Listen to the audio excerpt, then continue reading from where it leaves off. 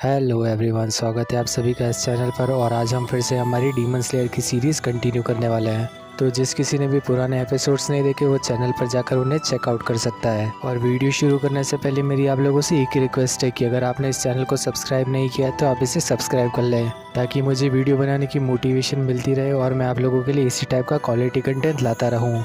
तो last video में हमने देखा था कि तांजीरो अपना फाइनल टेस्ट देने पहुंच जाता है और फिर वो एक लड़की को काफी ताकतवर डीमन से बचाने की कोशिश करने लगता है। लेकिन फिर उसे पता चलता है कि उस डीमन का नाम मॉर्फ डीमन है और उसे सकोंजी ने ही इस जगह पर कैद किया है और वो सकोंजी के काफी सारे स्टूडेंट्स को मार चुका है। फिर तांजीरो एक एक कर उस डीमन के सारे हाथ काटना शुरू कर देता है और आखिर में वाटर सरफेस स्लैश की मदद से वो उस डीमन का गला भी काटने में कामयाब हो जाता है। और इसी सब के साथ ये नया एपिसोड शुरू होता है जहाँ पर उस डीमन का गला कट चुका था। और इस सब के साथ ही उस डीमन को अपना पुराना समय याद आने लगता है, जबकि वो एक इंसान को मारकर खा रहा था। और तभी वहाँ पर साकोंजी आ जाते हैं जो कि इस डीमन को पकड़ना चाहते हैं। फिर साकोंजी और मॉर्फ डीमन की यहाँ पर बहुत बुरी लड़ाई हो जाती है और साकोंजी का पलड़ा भारी था और इसी सब के चलते वो डीमन वहाँ से भागने लगता है। और तभी साकोंजी उस डीमन के पीछे से आकर उस पर वाटर सरफेस स्लैश यूज कर देते हैं और कुछ इसी तरह से साकोंजी ने उस डीमन को पकड़ा था।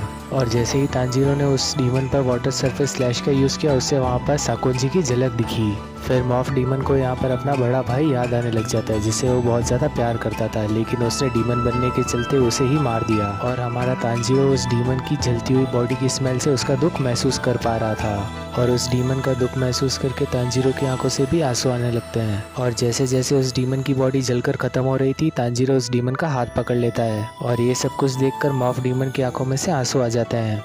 इस सब के बाद मॉर्फ डीमन की आत्मा दूसरी दुनिया में पहुंच जाती है जहां पर उसे अपना भाई दिखाई देता है और वो शांति से अपनी जिंदगी वहां पर बिताने का प्रॉमिस करते हैं। मॉर्फ डीमन खत्म हो चुका है ये जानकर सकोंजी के सारे स्टूडेंट जो कि मर चुके थे उन सभी की आत्माओं को शांति मिल जाती है और वो सभी भी वहां से चले जाते हैं अपनी आफ्टर लाइफ में। इस सब के बाद तांजीरो अगले 7 दिनों तक सरवाइव करना जारी रखता है और इस सब के बीच में उसे बहुत सारे डीमंस मिलते हैं। तांजीरो हर डीमन से मिलने पर सिर्फ एक ही बात पूछता है कि एक डीमन को इंसान में फिर से कैसे बदला जाए, लेकिन उन सभी में से एक भी तांजीरो का जवाब नहीं देता है, इसलिए मजबूरन तांजीरो को उन सभी को मारना पड़ता है। और इसी सब के चलते चलते 7 दिन कंप्लीट हो जाता है जहाँ पर तांजीरो अपना टेस्ट कंप्लीट कर चुका था और अब वो स्टार्टिंग पॉइंट पर जाता है जहाँ पर इस सभी की शुरुआत हुई थी और पाता है कि वहाँ पर सिर्फ 3 ही लोग हैं उसके अलावा। और जब वो यहाँ पर आया था तब करीब 20 लोग थे और यहाँ पर वो लड़का भी नहीं था जिसे तांजीरो ने मॉर्फ डीमन से बचाया था।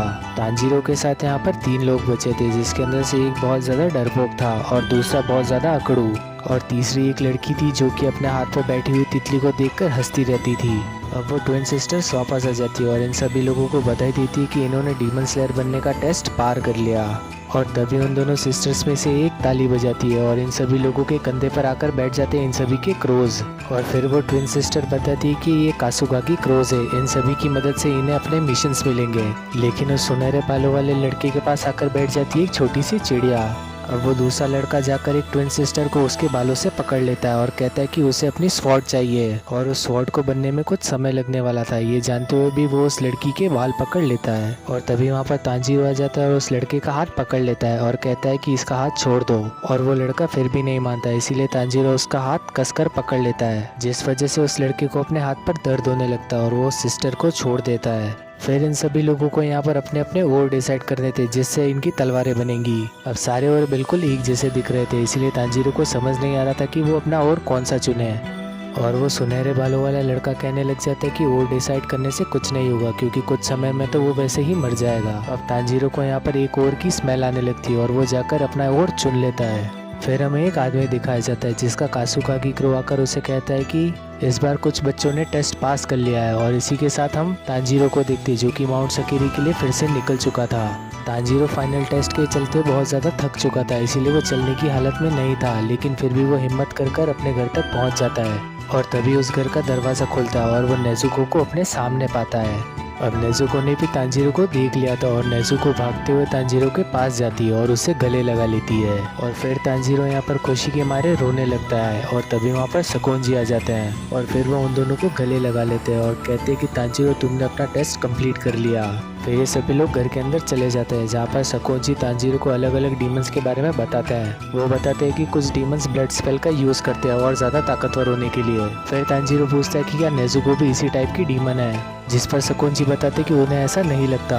और सकोजी ये भी बताते हैं कि नेजुको दूसरे डीमन से अलग है, क्योंकि वो ज्यादा देर सोकर अपने आप को रिकवर कर लेती है बजाय किसी इंसान को खाने के। और इसी सब के चलते कुछ दिन बीत जाते हैं और तांजीरो देखता है कि उसकी घर की तरफ कोई चलता हुआ आ रहा है। वो आदमी आकर पूछता है कि यहाँ पर कोई तांजीरो है क्या, जिस पर तांजीरो कहता है कि मेरा नाम ही तांजीरो है। फिर वो आदमी यहाँ पर बताता है कि वो तांजीरो को अपनी स्वॉर्ड देने आया है। अब तांजीरो उस आदमी को अपने घर के अंदर इनवाइट करता है, लेकिन तांजीरो को बिल्कुल इग्नोर करते हुए आदमी सिर्फ तलवार की ही बातें कर रहा था। वो आदमी अब बताता है कि ये बहुत ज्यादा स्पेशल नेचर स्वॉर्ड है, जिसे कि उसने खुद बनाया है। ये तलवार स्कारलेट क्रिम्सन सैंड और स्कारलेट क्रिम्सन ओर से बनी है, जो कि हर समय पहाड़ों में तपते रहते हैं। फिर वो तांजीरो की तरफ अपना मुंह घुमाता है, जिसे तांजीरो देखकर हैरान रह जाता है, क्योंकि उसने एक अजीब सा मास्क पहना हुआ था। फिर वो आदमी तांजीरो के आंख और बालों को देखकर कहता है कि तुम्हारी फैमिली जरूर फायर को रिप्रेजेंट करती होगी, इसीलिए तुम्हारे बालों का कलर लाल है। अब घर के अंदर नेजुको और सकोजी भी इन लोगों की बातें सुन रहे थे और सकोजी बताते हैं कि यह आदमी अभी भी इतना ही बोलता है।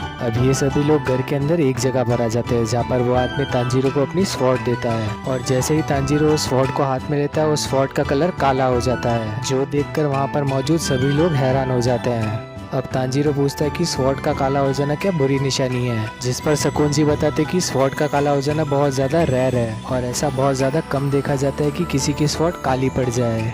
फिर वो दूसरा आदमी ये सब कुछ देखकर बौखला जाता है और तांजीरो को बहुत ज्यादा जोर से पकड़ लेता है और बताता है कि ऐसा नहीं होना चाहिए था, क्योंकि उसी ने ये तलवार बनाई थी और वो बिल्कुल भी नहीं चाहता था कि ये स्वॉर्ड काली पड़ जाए। और इसी सब के चलते वहाँ पर तांजीरो का कासुकागी क्रो आ जाता है और वो बताता है कि वो तांजीरो के लिए एक मिशन लेकर आया है। पास ही के एक विलेज में बहुत ज्यादा पावरफुल डीमन है, जो कि लड़कियों को गायब कर रहा था और तांजीरो का मिशन ये है कि उसे उस डीमन को ऐसा करने से रोकना होगा। और इसी सब के चलते ये एपिसोड यहीं पर खत्म हो जाता है। अगले एपिसोड में हम देखेंगे कि तांजीरो का एक बहुत ज्यादा पावरफुल डीमन से मुकाबला होगा। तो वीडियो को करना लाइक और चैनल को करना सब्सक्राइब। मिलेंगे नेक्स्ट वीडियो में, तब तक के लिए बाय।